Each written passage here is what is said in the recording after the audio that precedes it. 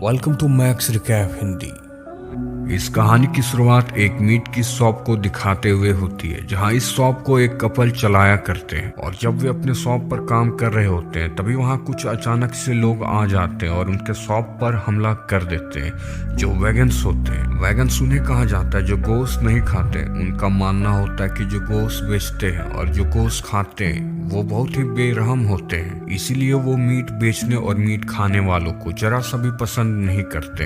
अब जिसका असर उनके कामों में भी पड़ रहा होता है। और अगले ही दिन वे अपने एक साथी से मिलने जाते हैं और वो भी गोश्त की शॉप चलाया करते हैं, पर उनकी शॉप इनसे काफी अच्छी चलती है। और उसके बाद जब वो वापस घर जा रहे होते हैं तभी उन्हें रास्ते में वही लड़का दिखाई दे जाता है जिसने इनके गोश्त की शॉप पर हमला किया था। दरअसल विल्संट ने उस दिन एक नकाबपोश को पकड़ लिया था और झड़प के दौरान उसके चेहरे से उसका मास्क हट जाता है, जिससे कि विल्संट को उसका चेहरा दिख जाता है। विल्संट उसे पहचान जाता है और वो भी अब उससे बदला लेना चाहता है, इसलिए वो अपनी गाड़ी को उसके ऊपर चढ़ा देता है, जिस वजह से उस लड़के की मौके पर ही मौत हो जाती है। और यह देखकर दोनों घबरा जाते हैं और अब ये इसकी बॉडी को ठिकाना लगाना चाहते हैं, पर वे भी डर रहे होते हैं कि अगर ऐसा करते पुलिस वाले ने इन्हें देख लिया तो ये पकड़े जा सकते हैं। इसलिए वो उसकी बॉडी को अपने साथ अपने घर ले आते हैं। उसके बाद दोनों डिसाइड करते हैं कि वो उसकी बॉडी को टुकड़ों में काटेंगे और बारी बारी से फेंकेंगे। विल्संट उसके बॉडी को काटना शुरू कर देता है और तभी एक मांस का टुकड़ा नीचे फर्श पर जा गिरता है और उस गिरे हुए टुकड़े को उसका डॉगी खा लेता है। यह देखकर वह एक और मांस का टुकड़ा अपने डॉग के सामने फेंकता है, जिसे इसका डॉग तुरंत खा भी लेता है। अब उसके दिमाग में एक ख्याल आता है। अगली सुबह वो अपने शॉप पर जाता है, पर वहां उसे वो गोश्त नहीं मिलता जिसे उसने रात के वक्त काट कर उस प्लास्टिक में रखा था। दरअसल प्लास्टिक में रखे लाश के टुकड़ों को उसकी वाइफ गोश्त समझकर अपने कस्टमर को बेच चुकी होती है। और यह बात जब विल्संट को पता चलता है तो वह काफी घबरा जाता है। तभी इतने में ही वही कस्टमर आ पहुंचती है जिसे इन्होंने इंसान का गोश्त बेचा होता है। वो बताती है कि जो गोश्त उसने अभी यहाँ से खरीदा था उसकी टेस्ट काफी अच्छी है, अब मुझे अक्सर वही वाला ही गोश्त चाहिए। यह सुनकर उसकी वाइफ भी उस गोश्त को खाती है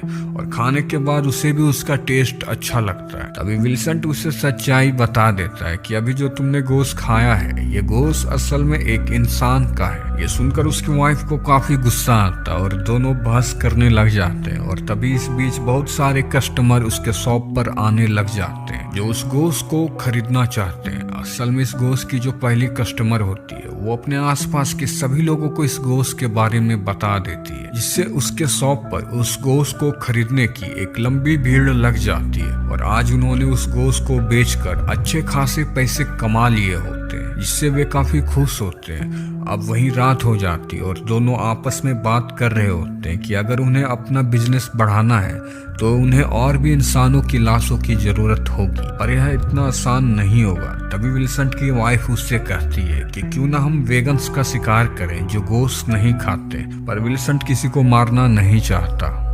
वो साफ साफ उसे मना कर देता है कि वो ऐसा कुछ भी नहीं करेगा। फिर अगले दिन विल्संट की बेटी एक अपने दोस्त के साथ घर पर आती है, जहां विल्संट उसे डेकेज सर्व करता है, लेकिन वह मना कर देता। वह कहता है कि मैं एक वेगन्स हूँ, मैं ये सब नहीं खाता। फिर वह प्लेट अपनी बेटी की तरफ बढ़ाता है, लेकिन उसकी बेटी भी ये खाने से मना कर देती है। उसके बाद उसकी वाइफ दोनों को वाइन ऑफर करते हैं और वे वाइन भी नहीं लेते। फिर उनके लिए केक लाया जाता है और वे केक को भी नहीं खाते क्योंकि वो केक अंडे से बनी हुई होती है और साथ में उसकी बेटी भी उन्हीं गोश्त ना खाने वालों की जैसे बन रही होती है। यह देखकर विल्संट को काफी गुस्सा आता है और वो गोश्त ना खाने वालों से और भी नफरत करने लगता है। इसलिए वो तय करता है कि वो गोश्त ना खाने वालों को मार डालेगा। फिर जिसके बाद वो अपने शिकार की तलाश में बाहर निकलते हैं और एक वेगन्स की रेस्टोरेंट में जाते हैं, जहाँ उन्हें एक हेल्दी बड़े आकार का आदमी दिखाई देता है। वे उस पर नजर रख रहे होते हैं ताकि वक्त मिलते ही वे उसका काम तमाम कर सके। तभी वो मोटा आदमी को अकेला पाते ही वह उस पर अटैक करने वाला होता है, लेकिन वो यह काम नहीं कर पाता। वो वापस अपने घर की ओर जाने लगते हैं। तभी उसकी वाइफ उससे कहती है कि अगर हमें अपना बिजनेस आगे बढ़ाना है तो तो हमें ये काम करना ही होगा। और अगले दिन अपने शिकार को फंसाने के लिए वे वेगन्स बन जाते हैं और गोश्त ना खाने वालों का प्रचार करते हैं। उन्हें पता होता है कि वेगन्स इनके इस काम से काफी प्रभावित होंगे और कुछ ही समय बाद एक वैगन उनके पास आ भी जाता।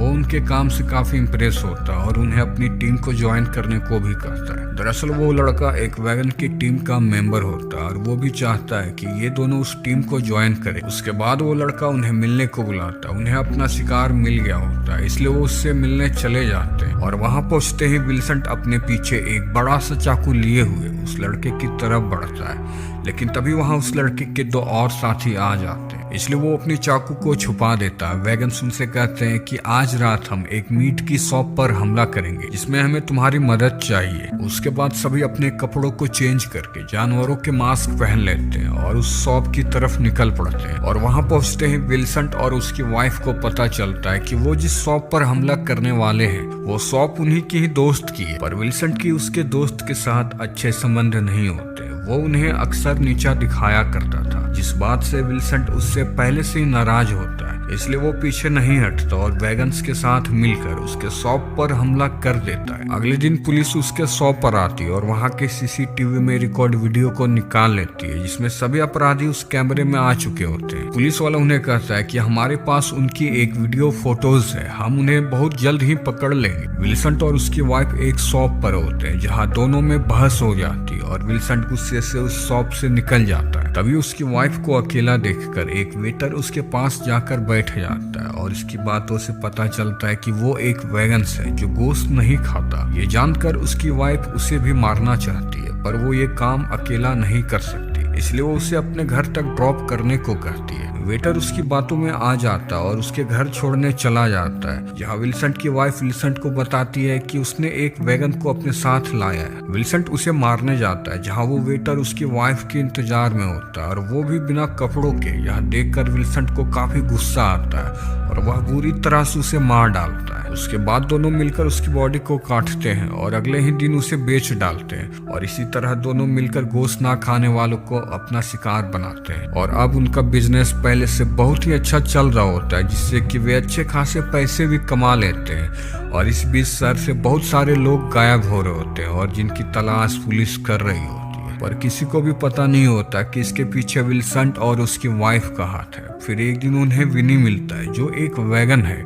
और वो उसे भी मारना चाहते हैं, पर विनी को ये बात पता चल जाता है कि ये वही लोग हैं जो मांस ना खाने वालों को मारते हैं और विनी भी एक गोश्त ना खाने वाला होता है, इसलिए वो अपनी जान बचाकर वहां से भागता है। विल्सन और उसकी वाइफ भी उसके पीछे भागते हैं, लेकिन दिल की बीमारी होने के कारण उसे हार्ट अटैक आ जाता है और उसकी मौत हो जाती है, जिसके बाद ये लोग उसकी डेड बॉडी को अपने साथ अपने शॉप पर ले आते हैं। और अगले दिन वे अपने साथी मार्क के घर उनसे मिलने जाते हैं, जहाँ वे अपने साथ उसी गोश्त को ले आते हैं, जिनकी वजह से अब इनकी बिजनेस काफी अच्छी चल रही होती है। और सभी जब उस गोश्त को खा रहे होते हैं, तभी मार्क को उस गोश्त में एक डिवाइस मिलती है जो हार्ट पेशेंट के लोगों के लिए होती है। असल में ये जो गोश्त खा रहे होते हैं, ये गोश्त उसी हार्ट पेशेंट वाले लड़के की होती है। तभी विल्सन उस डिवाइस को लेकर उसके ध्यान भटका देता है ताकि मार्क को उस पर कोई शक ना हो। और जिस तरह से पहले मार्क अपनी सक्सेस से उन्हें जताता था कि उनके पास वो हर एक चीज है जो वो चाहते हैं, वो उन्हें काफी शो ऑफ भी किया करता था, जिससे कि विल्सन को उससे काफी जेलस होता था। लेकिन अब विल्सन उन्हें अपनी सक्सेस दिखाता है। फिर एक दिन सभी एक पार्टी में जाते हैं जहाँ सिर्फ गोश्त ना खाने वाले आए होते हैं और वो वहाँ अपनी शिकार की तलाश कर रहे होते हैं। तभी विल्सन को एक अच्छी सेहत वाला बच्चा दिखाई देता है, जिसे देखकर विल्सन को उसे खाने का मन करता है। तभी उस पार्टी में उनकी बेटी और उसका बॉयफ्रेंड मिलता है। उनकी बेटी का बॉयफ्रेंड उनसे पूछता है कि इस पार्टी में आप क्या कर रहे हो,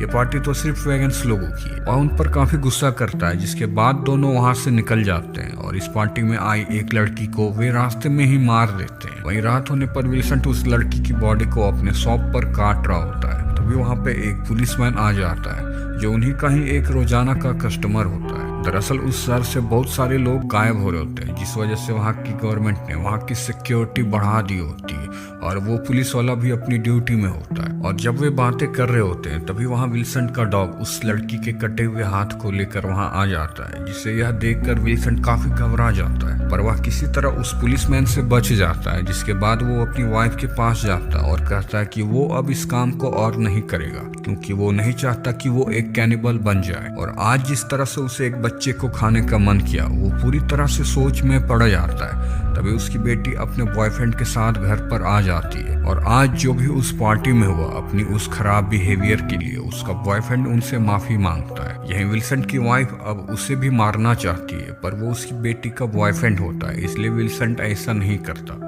अगले दिन हमेशा की तरह उनके शॉप पर कस्टमर की लंबी लाइनें लगी होती है, पर विल्सन तय कर चुका होता है कि वो अब इस गोश्त के लिए किसी और की जान नहीं लेगा। विल्सन सभी को बताता है कि वो गोश्त की सप्लाई बंद हो चुकी है और वो स्पेशल गोश्त अब हमें कभी भी नहीं मिल पाएगा।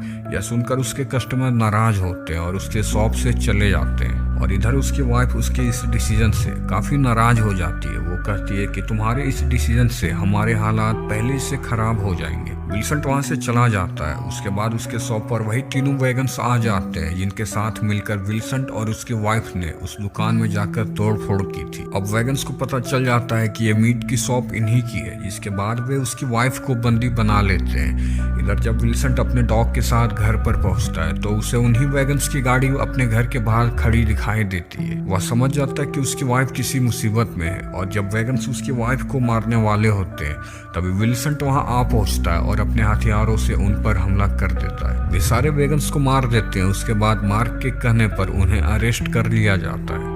असल में मार्क को इन पर उसी हार्ट पेशेंट की गोश्त खाने पर मिली डिवाइस से उन पर शक हो जाता है। वहीं पुलिस कस्टडी में ये दोनों अपने किए हुए जुर्म को एक्सेप्ट कर लेते हैं और इतने सारे किए हुए कत्ल के लिए इन्हें उम्र कैद की सजा सुनाई जाती है। और इसी तरह ये कहानी अब यहाँ खत्म हो जाती है।